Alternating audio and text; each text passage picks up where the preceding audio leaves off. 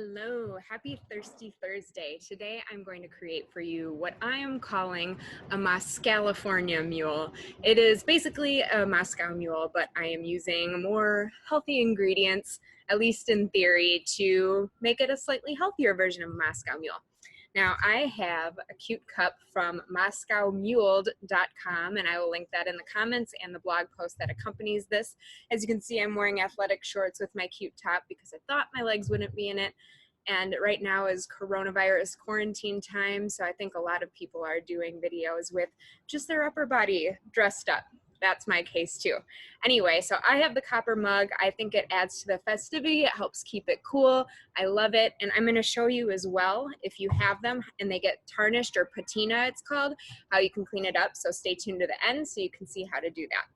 Now, normally a Moscow Mule is ginger beer, which is non-alcoholic and fizzy ginger soda type stuff, as well as vodka and lime, and sometimes with a little bit of mint.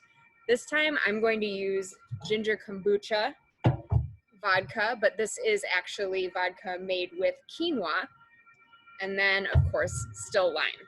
So a normal recipe has about 4.5 ounces of ginger beer.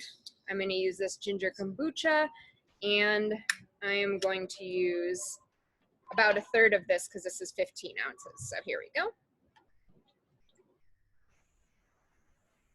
Yeah, a little more. And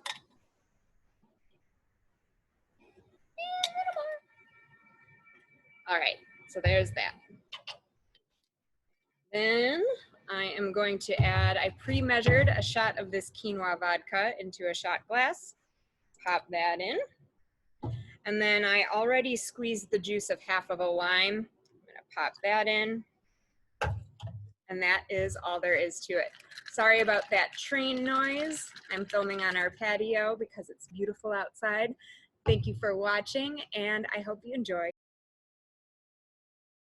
All right, so I just made a Mos-California Mule, as I'm calling it, in my bright, shiny, sparkly mule copper mug. And I said in that video that I would explain how to turn your patina tarnished mug back into this bright, shiny one if you don't like the character of the dull mug. I learned this from the Moscow Mule website, and what it basically said is that if you cut up a lime and put salt on it, so I actually squeezed the lime juice into a little container, and that's what I used for this drink, is that lime juice. So I took the squished rest of the lime, because I try to be as sustainable as I can, and put salt on it. And I didn't believe that this would work.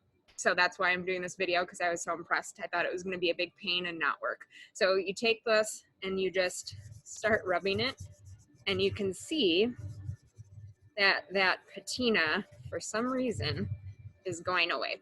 So that side's not done, or done, that side's not done. So it's pretty amazing. I don't know why it works. I don't know the science behind it, but I had an old janky looking mug, unless that's your style.